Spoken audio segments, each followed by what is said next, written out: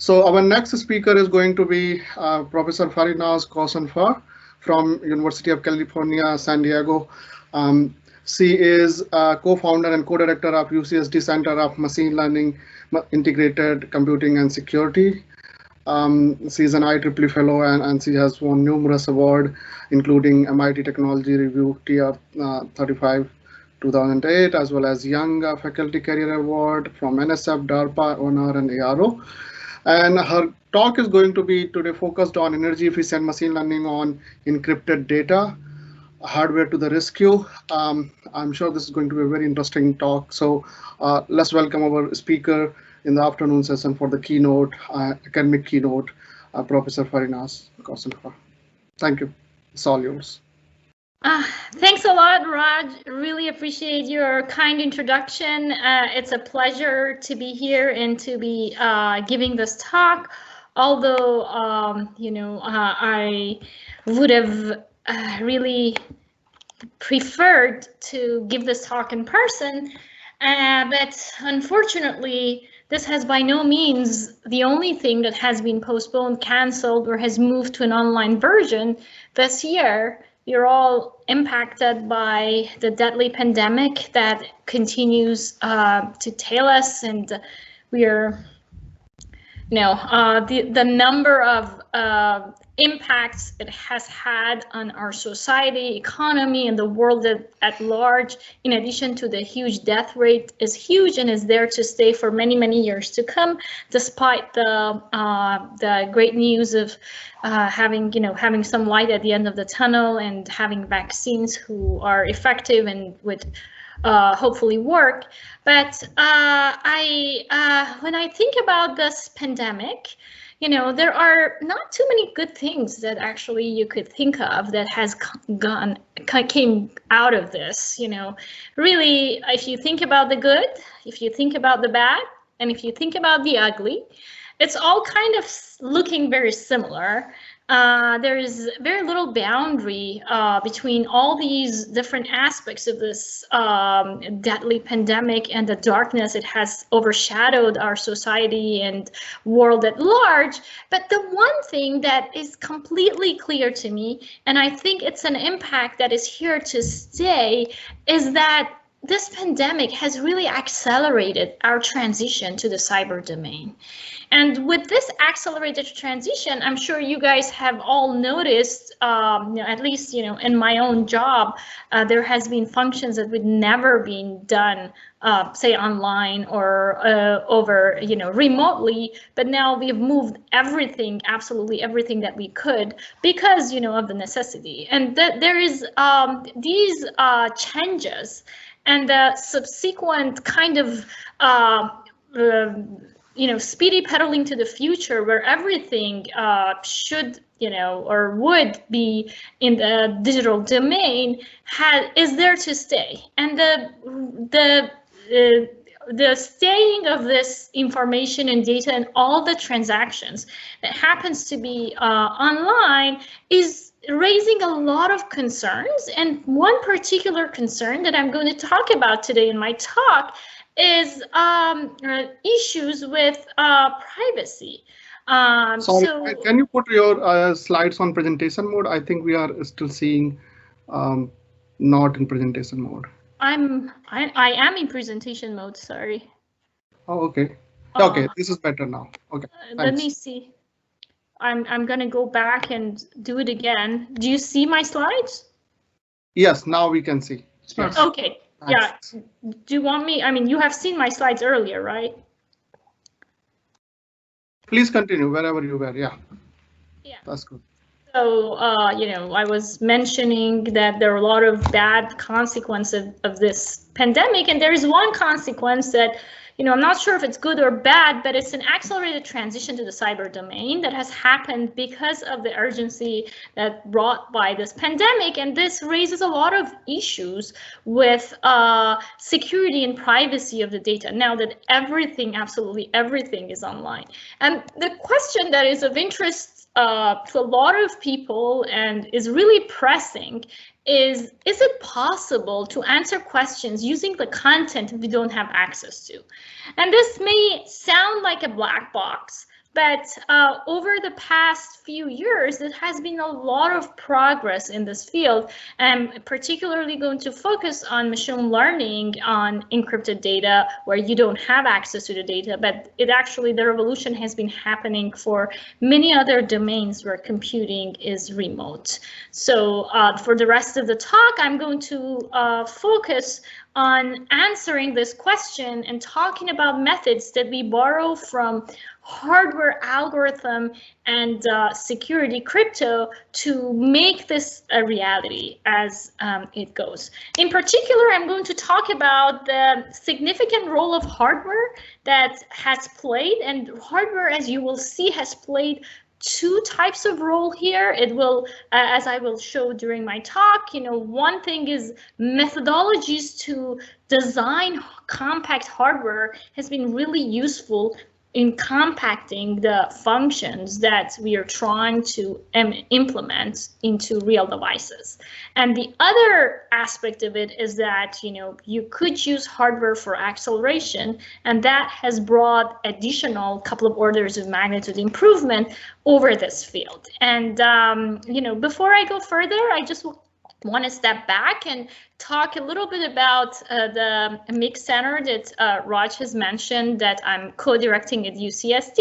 The philosophy of the center is that throughout this history of computing in the past 40, 50 years, we've had a lot of progress, and that progress has always been based on separation of concern between data, algorithm, and software and hardware. And that actually separation has served us well because it has let us scale to scales that people in software, data, algorithm, they don't need to know about hardware. And in particular, if they want to even do hardware acceleration, typically that comes as an afterthought after the data and algorithm are created. Then there is like a lot of work that goes on to try to prune these data and algorithm and fit it to the hardware. And typically, traditionally, security also has come at this stage where during the mapping, we see that happening. The methodology that we've been pursuing in the center, and we've been trying to set as our vision, and this has been, our vision for the past 6-7 years. So this is not like really new. I see that a lot of other people are subscribing to this vision now. Is how you could get to the most efficient design that you could get is by integrated co-design of hardware, data, algorithm, and security in one holistic framework that could make things much more efficient than not. And you may say, oh, but this is not a very good approach, because the reason we could scale in traditional computing center is that we had that separation of concern between data and algorithm and software and the hardware. Now you're asking people to learn about hardware. And my answer to that is that no, the answer to this is automation. We need to work on making automated solutions that can abstract hardware and can make it as a workable part of the system for data and algorithm abstracted. And then once this automation is done properly, we will not see this non-recurring engineering cost that we had in this original system, where we had every time you wanted to map to a piece of hardware, you had to go and re-engineer the system and start from scratch. Now, with that, I'm going to talk about a little bit about the background on privacy-preserving computation. The problem that we are considering here is a classic problem in computing. We have two parties, Alice and Bob, and the goal is to compute a function f on private inputs x and y such that Bob doesn't get to know anything about input from Alice. Alice doesn't get to know about anything about the input from Bob, but the two of them could jointly compute a function f, which is a function of both x and y. And if you think about, if you look into the cryptographically secure private computing, which is what I'm going to emphasize today. So there are many ways to do secure private computing in the literature. There are ways, for example, based on differential privacy. There are ways based on SGX and other trusted hardware platform. But the focus of my talk today is cryptographically secure private computing. And the reason for that is that it makes the most provably secure solution for such domains. And also it is not based on third-party assumptions such as the secure hardware or such as, you know, some assumptions on the noise, which could still reveal part of the information to the other parties in more complex models. If you think about the space of cryptography for private computing, the generic secure computing protocols are typically either based on arithmetic circuits or based on Boolean circuits. And I'm going to go through each of these classes a little further, but you know, just you know, for your information, I'm going to put some examples of these classes, like, you know, you may have heard about homomorphic encryption or secret sharing, and these belong to the class of arithmetic circuits, where huge algebraic operations over lattice fields are typically used, or over other fields are typically used with like arithmetic circuits to make this cryptographically secure private computing possible. On the other side of the spectrum are methods based on Boolean circuits, and examples of this class of circuits is Yale's Garbled Circuit or GMW protocol that I'll mention much more in my talk. But if you think about this scenario, you may actually think, oh, this is pretty simple. What I can do if I have like a certain computation, and even if my computation is very complex, what I'm going to do is I'm going to find the fundamental building blocks of my computing and see which of them are more efficient in which of these type of protocols. And once I try to identify those basic computation, then I'm going to use one of these methods to do that computing, and then I'm done. In reality, things are much more complex than this. In particular, because if you're computing in one of these secure private computing platforms, converting the secret from one to the other is non-trivial. It actually has a certain cost. And also, if you think about the basic building blocks, how security is satisfied in these circuits, you could actually see a mapping to various crypto primitives that are essential. And as we know, for example, asymmetric crypto is usually a higher overhead than symmetric crypto, than one-time pad and secret isolation. But as you see, there are these methodologies are actually interwoven. It's not that simple that you say, oh, I'm going to find a mapping from one to the other, and then I'll consider the cost of converting secret from one to the other, and then I'm done. It's actually much more involved computation. And of course, one thing to remember is that these computations are still all in embedded domain, which means that we are talking about, for every bit of computation in a plain text, we're talking about 10 to the power 3, 10 to the power 4, sometimes 10 to the power 2 at the least overhead between these two domains. So we're talking about a lot of overhead if you're talking about a complex, intensive computation. Now, I want to talk a little bit more about circuit-based protocols, because I promised you that, I'm going to talk about how hardware has helped with making these Boolean functions, actually, in particular, much more efficient hardware design methods. And for that, I'm going to talk about the first known secure function evaluation protocol, which was introduced by Andrew Yao, the Turing Award winner, who has in mid-80s introduced this protocol, which he demonstrated by the millionaire problem. And the millionaire problem simply says, how could two millionaires compare their wealth without sharing their wealth information with each other? So the secret for each party is how much wealth they have, and the function that they're trying to compute is comparison function.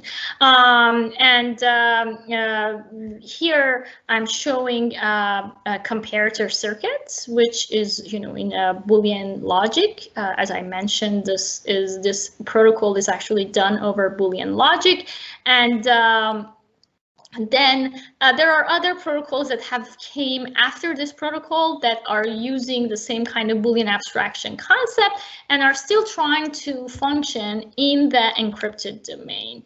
What I'm going to talk about a little more is Yellow's Garbled Circuit protocol as a basis for a for two-party and even multi-party computation. And what I'm going to focus on is how this protocol works in a nutshell. So assume that Alice and Bob are two parties, or say 2 millionaires that have private data. Say X is 110 and Y is 100. They don't want to share this information with each other. The comparison function is public, so they both know that they're going to compare. So Alice, who will be in the role of a circuit generator, is going to generate a logic circuit for 3-bit comparison, as we had before. And what she's going to do is she's going to assign random labels to every point and every wire in the circuit, which is a transaction called garbling. And after generating this garbled circuit, what she's going to do is she's going to assign for every gate in this circuit all possible combination of the inputs for this circuit that would result in every possible output that could result at every point of the circuit. And then she's going to use keys for herself and keys for Bob that are given to her for every possible combination of X and Y to generate garbled tables, which basically are the four kind of the truth table for each gate here. And then this garbled table is going to get shuffled and transferred to Bob. Now Alice can also send her the keys corresponding to the input X, which she had, so she's going to transfer those to Bob. But you know, the hardship here is that Bob doesn't have the keys that correspond to its input 100, and he doesn't want to share that information with Alice.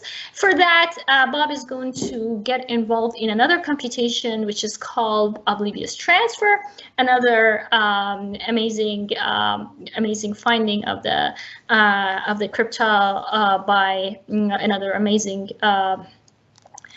figure in the field, Rabin, who's also a Turing Award winner, who has introduced this protocol called oblivious transfer, where Bob can get one of the items from Alice without Alice knowing which item he got, and he would not share he would not get to know anything about any other inputs from Alice. So now, once these labels and these keys are at Bob's place, and Bob is a circuit evaluator, he's going to operate in this garbled domain, and for each of the gates, one by one, he's going to find the values corresponding to the wires, and then finally the encrypted value Z0, which is the final output. They're going to exchange keys with Alice, and they're going to jointly decrypt this this final value. So except for the final value,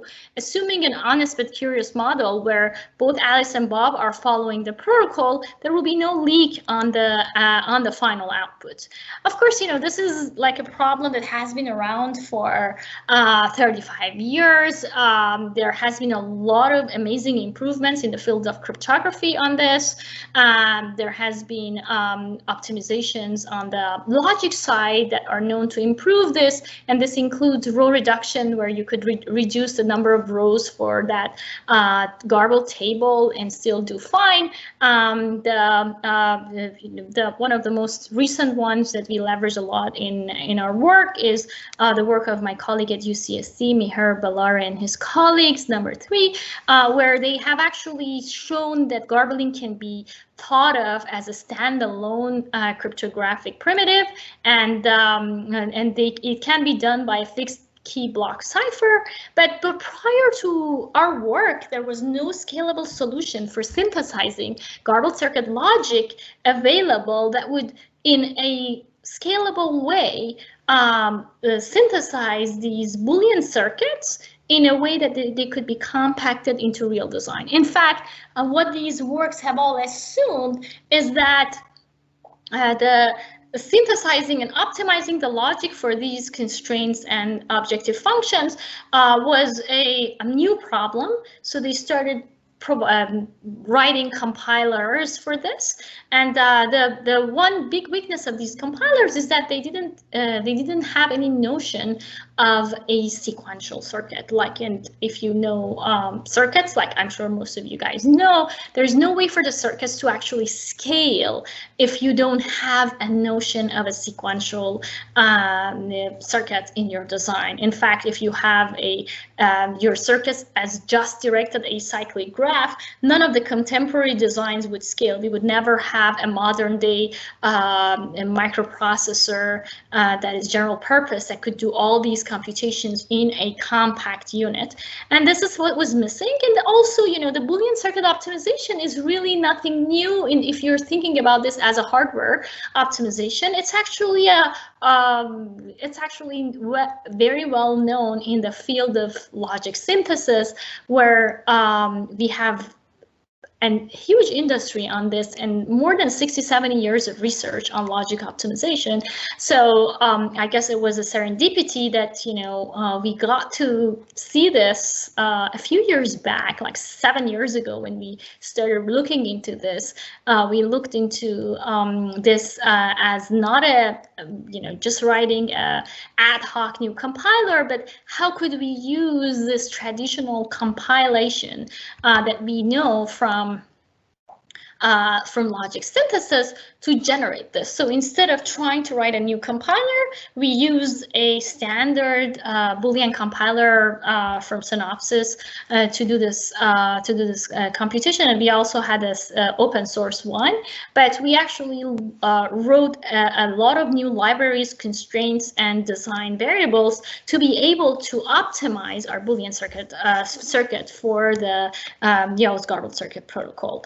And this was a huge change in the field. We could get scalability in orders of magnitude, compact representation. We could generalize it to other Boolean circuit-based protocols such as GMW. But you know, this is a problem that actually, this is a project that has gone full cycle. Very recently, just this past month, we have transitioned this to industry. We've had SRC and NSF support, but in collaboration with Intel, we've open sourced the Tiny Garbled 2.0, which was released last month. If you're interested to look into that and to play around with it, I've put the links. But now, one of the things that, you know, I want to go to is how this actually relates to the problem at this workshop, which is, you know, we're really trying to go, you know, to the machine learning aspects. And machine learning is a problem that's, you know, I guess, like many of us in computer engineering, including me, we have looked into how machine learning can optimize into various hardware and how we could get the most out of every computation we could get by efficient mapping between hardware data and software. But now we are talking about computing that is way more complicated. We're talking about orders of magnitude more complications in this domain. And we've actually, using this concept of tiny garble, we were able to do many functions for the first time. And one of the ones that I really is my favorite is actually a garbled CPU. So for the very first time, we were able to make a scalable general purpose processor all garbled. And it's to the best of my knowledge, assuming non-interactive labels, this is the very first instance of a leakage resilient crypto system in hardware. But you know what I want to talk about for the rest of my talk is how this actually applies to privacy preserving machine learning. Machine learning has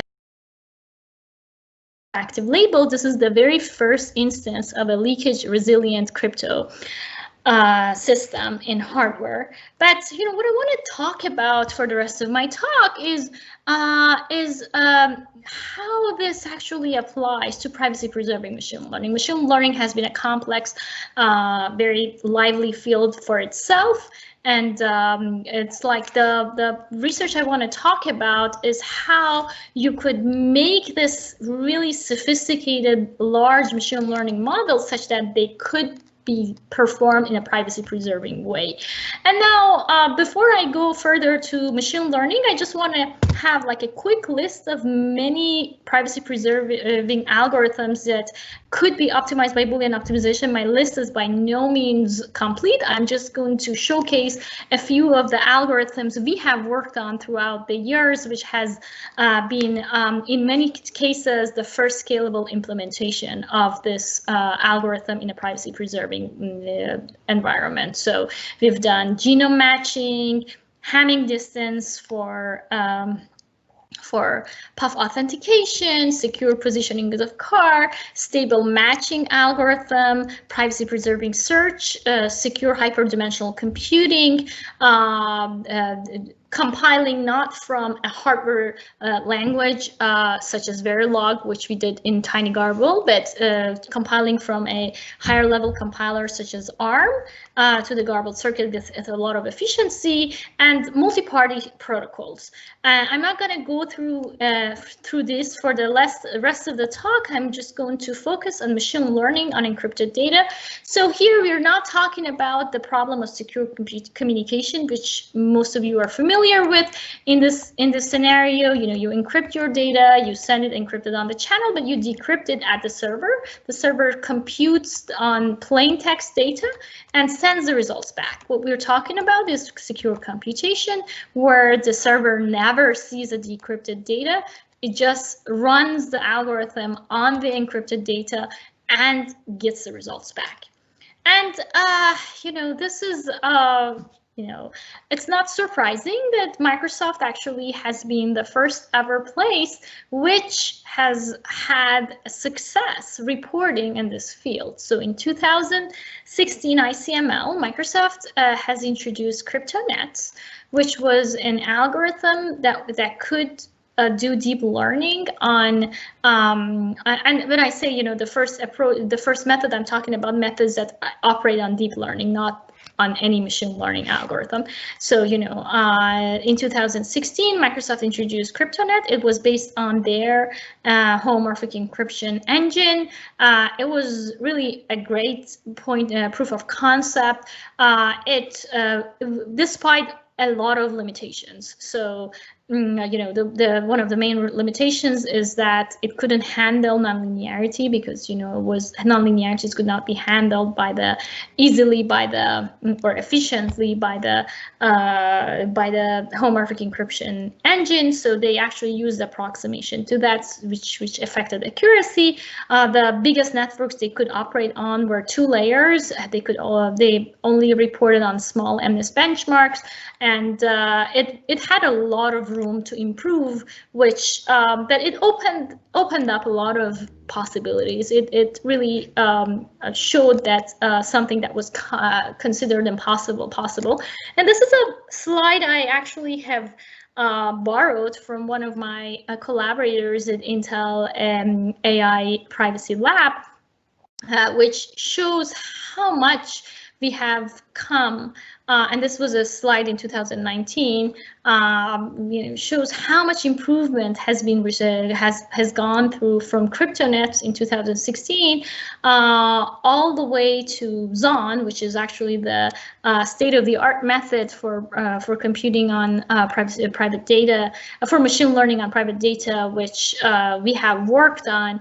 And I'm going to talk about, and Zon is a software-based solution, and I'm going to talk about how we actually push this boundary even further by integrating hardware. But as you see, in Rose's slide, there is we have got 70,000 times faster in just 2-3 years in terms of how we implement this. Now, if I go back and I showed you how you could you could actually do any function that can be done in a Boolean sense. You could do it in a garbled sense using the tiny garbled protocol that I have shown you earlier. So one of the first things you actually may think about is, oh, that's, if you're doing deep learning, then it's kind of pretty straightforward. You know how, as a hardware engineer, you know how each of these steps can be done in Verilog. So you're going to just write the Verilog and run it through the tiny garbled protocol, and it's going to give you the most efficient synthesized version for privacy preserving computing, and then you will be done. And this is actually what we did in one of our earlier projects called Deep Secure. We came up with a deep learning optimized library for Garbled Circuit, and then we were trying this on various data. Now, we also added, to improve efficiency, we also added some pre-processing, and that pre-processing actually helped us to achieve even 10 times more improvement in terms of the efficiency. And when I talk about efficiency, everybody who has worked in this field so far has been talking about how fast you could compute. And, of course, as hardware engineers, you know that there's a direct link between efficiency, fastness, and energy efficiency. And these are both aspects that we actually looked at in our work. But I'm going to just, because everybody else in the field of secure computing, and mostly people in crypto and other secure compiling methodologies have focused on the notion of a time, I'm going to focus on time as a comparison point, but a lot of efficiency has been also on the energy side. So now, if you think about even Deep Secure versus CryptoNet, you will see that Deep Secure is particularly efficient on small batches of data. And this is because, for a homomorphic encryption to be efficient, you need to have like a big batch of data all combined. And for many cases where your client may not have, say, a data set as big as about 2,500 points, all sent to the server, then the efficiency would actually be much better with an approach which is based on garbled circuits such as Deep Secure.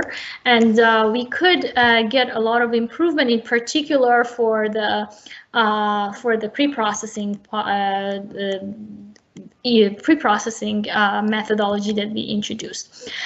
Shortly after that, there were a number of work that has come up, and I'm going to summarize everything in a table shortly. But just last but not least, I wanted to mention another work that came right before us. It was Gazelle, and it was based on packed additively homomorphic encryption and garbled circuit. So what they did is, because packed additively homomorphic encryption is efficient for matrix vector multiplication, they did those layers with that algorithm, and they converted the secrets for GC, because garbled circuit is much better for nonlinear layers.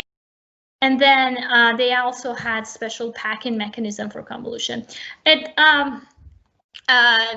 Since the introduction of these methods, CKKS, which is the library used in a lot of these homomorphic encryption methodologies, and a lot of other libraries that are based on it have actually been recently, there has been a recent leak on them as kind of recent as a couple of months ago by one of my very well-known colleagues in the crypto domain, Daniela Mihenko at UCSD, who has shown that the removal of the one of the I'm not going to go through the details of the crypto, but removal of one of the modulus exponentiations has actually caused a problem with security, which if it has to be fixed, the overhead will be a lot larger than many of these methods.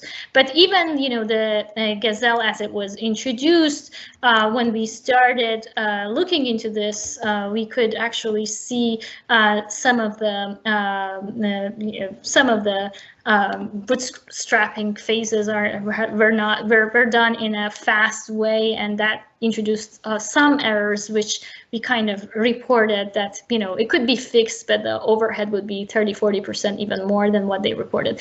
But what I want to get is really where we're, to the point that, what happened has happened in this field is that as we made progress, we realized that no one crypto primitive was the best for doing this type of privacy preserving work on the encrypted data. In fact, the best solutions out there, they tend to be hybrid and co-optimized.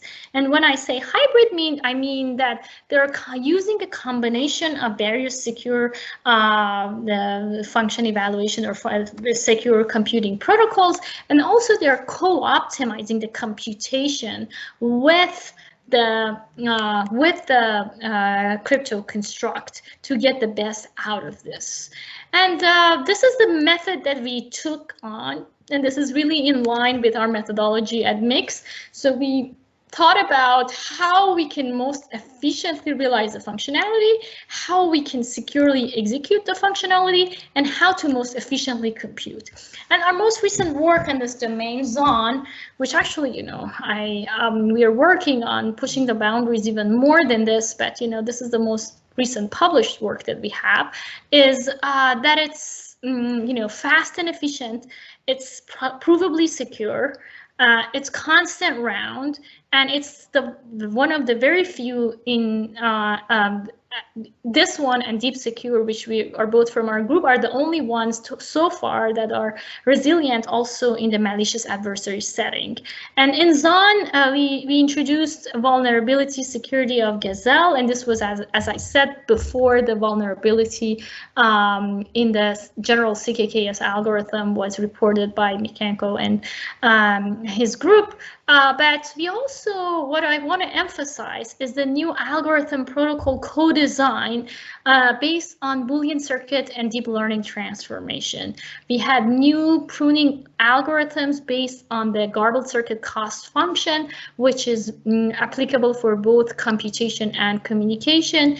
We introduced a new garbling execution engine, and we also introduced a new custom protocol for the first layer, which I will discuss.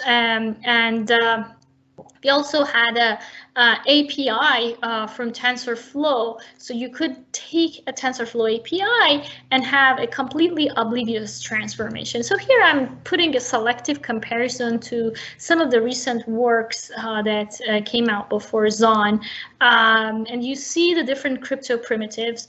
Aside from Deep Secure, which I introduced earlier and was from our group, most of these methods are not constant around complexity, and they're not secure against active security, but nonlinear functions, as I mentioned, are not handled well with homomorphic encryption, as you see, most of these works are actually not based on a single protocol. In particular, the later ones are mostly based on hybrid protocols and co-optimization. Now, I will tell you just one couple of slides about where the Deja Vu Moment for Zon came, but I'm not going to go to any details. If you're interested in the details, of course, I'm available to talk about those. But, if you think about communication and computation overhead, when you're talking about secure computing environment, it turns out that multiplication is more than 95% when we're talking about the Garbled engine for the complexity. And the question is, can we remove multiplication? And it turns out that if you think about the space of optimization for deep neural networks, there exists many local optima, and some of them actually also reside on binary weight activations. And this is, this XNOR nets have been known earlier. In fact, there was a paper in 2016 on this. But the real moment came because XNORs and XORs are free in garbled circuit protocols. They don't need an additional encryption. So one of the biggest optimizations in neural network is how you decrease the number of non-XOR or non-XNOR gates. And now with that in mind, we started looking into what if we use a binary neural network to do this, and this was actually kind of natural progression as we in 2018 we got one of the the FPGA pay a big conference's best paper award on our work RepNet, where we looked into transformations that could make this a possibility to have much more efficient implementations of binary neural network. But not everything that we did in terms of hardware completely directly translated to a secure computing environment. In fact, one of the things that was that is obvious and well known with binarization is that if you just take the same paralayer neurons and binarize them, then you reduce your accuracy. And of course, a way to improve accuracy would be to increase the number of per layer neurons. But in plain text environments, people don't do this, because if you do this, then your computing cost is going to be more than a plain just a regular non-binarized case. So people avoid doing that. They just live with the fact that binary neural networks have less accuracy. But it turns out that the disparity between the accuracy versus the cost of computing in the encrypted domain was so much that it actually made sense to increase the number of neurons per layer. I'm here showing an example. So if we scaled the number of neurons per layer for binary neural network, we could actually improve the accuracy and get to the accuracy needed. And if that increase did not harm the performance in the plain text domain, then that would be that would be something that we could use in the area, and that's what we did. So because of course this is by no means the only trick that we used in Zon. There are many other convolved tricks that we use. In particular, in the first layer of the network, there is not binary inputs. You have regular inputs to deal with. So in order to have efficient implementation of those, we actually had to come up with our own crypto protocol based on oblivious transfer, customized to have efficiency in that layer. So now we had this OCA protocol in the beginning. We actually use a combination of Yao's garbled circuit and secret sharing and OCA protocol, and kind of oblivious transfer that kind of went back to symmetric crypto and one-time pad to be able to do this cryptographically secure private computing. Now, as you see, this solution that we came up with was really a convolvement of hardware, software, algorithm, and the properties of compilation to hardware that could make this more efficient. And now, of course, this was only the first aspect of efficiency. We so far have only been talking about solutions that are implemented in software, but then can we do this with better with accelerating? And the answer is, of course, yes.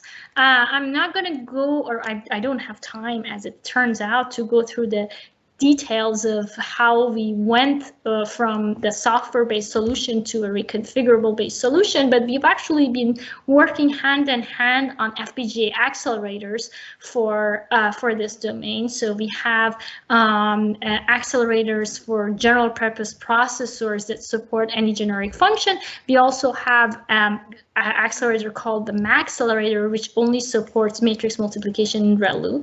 And if you're in hardware engineer interested in these domains, I'm not going to have time to go through the details of these, but the papers are out there. I'm happy to share any information. But there has been work on FPGA acceleration on garbled circuit, in particular after we introduced introduced tiny garble even, but it turns out that there was, of course, a lot more room to improve. We've gone through a number of different architectures for this. We could get to about 2 orders of magnitude improvement in terms of throughput per core compared to the prior work for general purpose computing with this architecture called phase. It had a combination of memory management and scheduling and a lot of other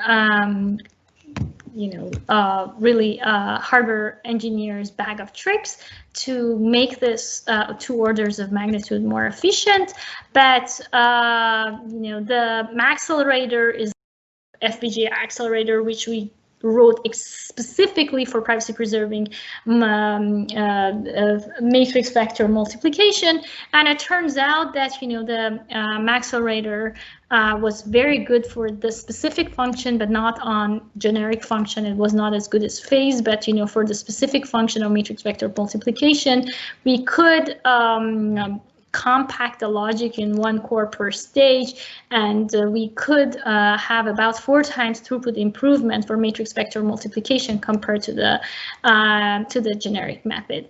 Now, just let me just take one step back and take you to the original problem, which was, we've been thinking about how you could scalably compute unencrypted data.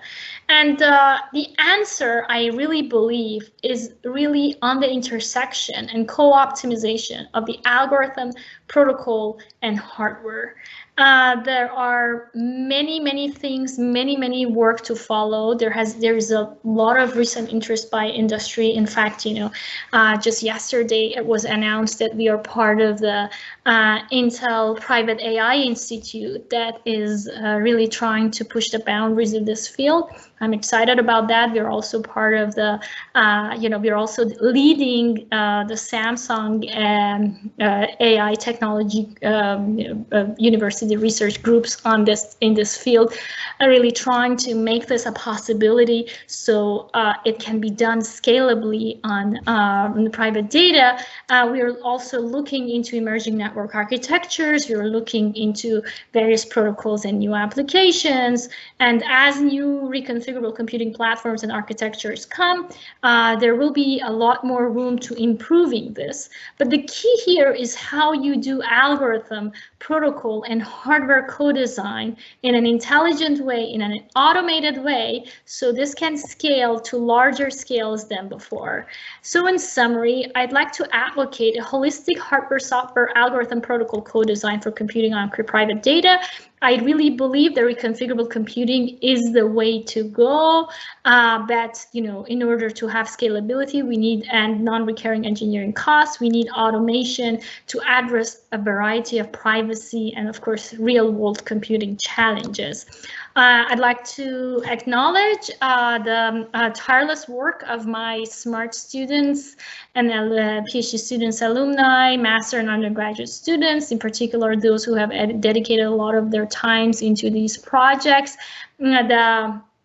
The collaborators I've had in TU Darmstadt, in particular Professor Sadeghi and Professor Schneider, who have worked on several early results in this field, including tiny garble, and a lot of other collaborators and sponsored from NSF SRC, DoD, Samsung, SAIT, Intel Privacy Research Private AI Institute, and the team from Microsoft Research that we actually have worked on providing the proofs for Gazelle and for improving the Zon approach. And with that, I thank you for your attention, and thanks again for inviting me to speak here. Thank you. Yeah, and of course, a lot of work on the transformations for the deep learning algorithm has been done by my former student Bita Rouhani, who is also at Microsoft now. So. Yeah, sorry, Raj. Go ahead. No. I think we got your confirmation through Vita, so big thank to Vita, and they do have an interesting paper this year, NIPS, I think. So you guys can check out that. Okay, so we do have time for a few questions.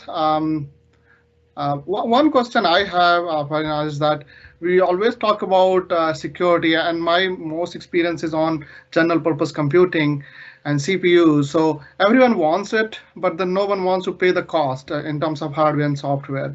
And so we talk about now neural networks and this ML computing paradigm as new one. And everyone would like to have it, but just in ballpark sense, what kind of overhead can they expect? I mean, the price to pay for it. Let's say you have a completely insecure system versus you want to build something which is truly secure and scalable. I mean, security means different things to different people. If you're talking about privacy preserving algorithm that I was talking about today, which, I guess your question is about that, is, we're talking about 2 or 3 orders of magnitude more than the regular computing. So this cannot be something that you're going to use for every day. This is going to be used in a lot of private data, for example, in very sensitive transactions, in very sensitive kind of intelligence scenarios where they really, like right now, if you're familiar with the way, for example, private data is handled, they ship them in huge airplanes, like big data memory centers. They ship them in huge airplanes, like multiple military airplanes actually fly to, say, one of these secure computing facilities, and the computing is done and then this is taken back. So this is a lot of overhead already being paid, and there are other types of leak that you could have in that physical world security. So there are definitely use cases, and in particular with the recent rise in cryptocurrency, I think there are a lot of real world usages for secure two-party and multi-party computing that we will see in the cryptocurrency world. This is really happening. Okay. Yeah. Thanks for your answer. Please raise your hand. We still have a couple more minutes for a couple of questions. So if you want to ask something, we can wait for that.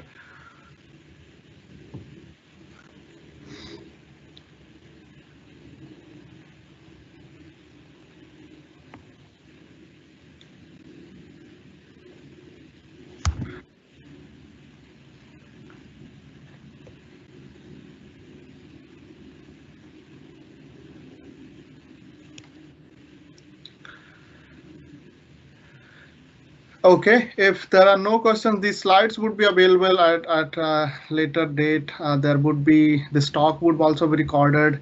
No, okay, we have a question. Let me see. Okay, Kusal, go ahead. Hey, sorry, really late. I hope you guys can hear me. So my question was that, how do you see the role of SmartNICs on this? Because that lets you offload this security, aspects of the workload onto the SmartNICs to some extent. But is that enough? Do you see that becoming a more? But I mean, as I mentioned, this is kind of basically, you're still making assumptions there. So I really was trying to focus on cryptographically secure computing. Now you're making other assumptions that, could of course improve efficiency, under real world setting. And, as if, I don't know, I would like to make an analogy to, say, blockchains, it has been a very exciting time for the field. A lot of various methods came that were suggesting putting everything, on the chain to make it more secure, but the real world aspects doesn't allow us. So the trend has been actually to move some of the computation off the chain, for example, using oracles and other things. So this is, I think, similarly, it is true. So if you have a lot of computing that needs to be done in a privacy preserving way, maybe you don't do all your load of computing in the encrypted domain, but some special aspects of it will be done in that domain to preserve the security of those sensitive parts. I could see that coming as well. But we've been kind of, I guess, really busy to try to really improve the core methods as opposed to looking into heuristics, how you could do things in a plain text domain and add to the bag of methods that you could have in that domain. Yeah, that's a good point. Okay, thank you so much. I'll follow up. Okay, we have time for one more question. Prerna, go ahead. Yeah, thanks for the talk. It was really interesting. I think you skipped a couple of hardware questions, so this was a hardware question, and I hope it doesn't encroach upon what you skipped.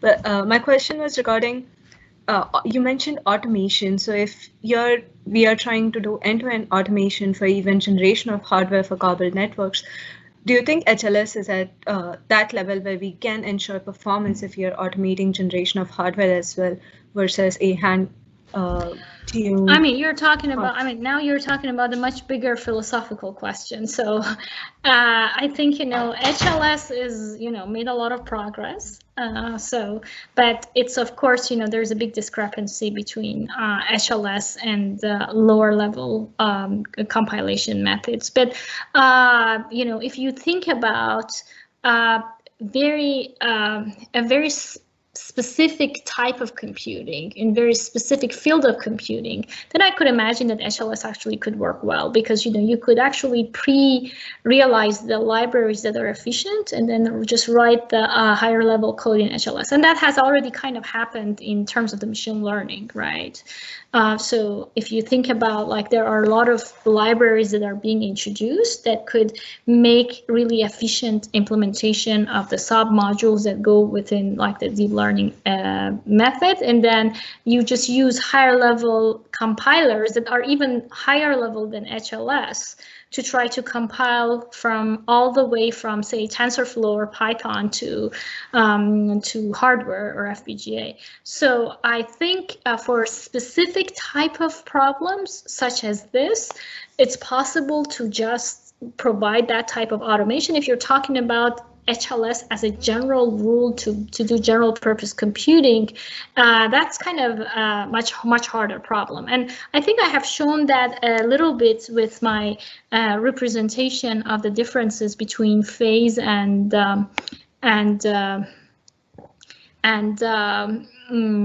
accelerator. So phase was actually kind of trying to do this FPGA acceleration for general purpose computing, but because it was a general purpose, it wasn't really specialized for multiply accumulate. But when we specialize our hardware for multiply accumulate with the accelerator, we could get 4 times more efficiency on accelerating with the accelerator for this particular problem, but we could not do general purpose computing as well.